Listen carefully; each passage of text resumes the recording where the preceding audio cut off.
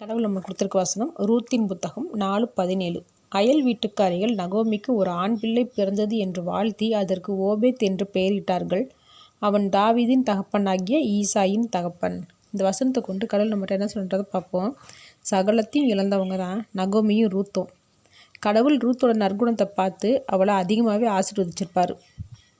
கடவுள் கொடுத்த ஆசீர்வாதம் வெறும் பேரும் புகழும் மட்டும் இல்லை, இவங்களோட வம்சத்தில் தான் தாவீதும் பிறக்கிறான். கடவுள் தாவீதை என்னோட தாசன்னு தான் சொல்லியிருப்பார். அப்படிப்பட்ட வம்சத்தை எல்லாம் இழந்து போன குடும்பத்தில் தான் கடவுள் படைச்சார். நகோமியும் ரூத்தும் சகலத்தையும் இழந்து போடப்ப கண்டிப்பாக எத்தனையோ பேர் அவங்கள கடினமான வார்த்தையில் பேசியிருப்பாங்க, இல்லை இலக்காரமாக பார்த்துருப்பாங்க, காயப்படுத்தியிருப்பாங்க. இன்றைக்கி அவங்கள மாதிரி எத்தனையோ பேர் கஷ்டப்படலாம். அவங்களோட வம்சத்தில் தான் தாவீது ராஜாவை கடவுள் படைச்சது போல் கண்டிப்பாக நம்மளோட வாழ்க்கையிலையும் அற்புதமான காரியங்களையும் உயர்வான காரியங்களையும் கண்டிப்பாக செய்வார்.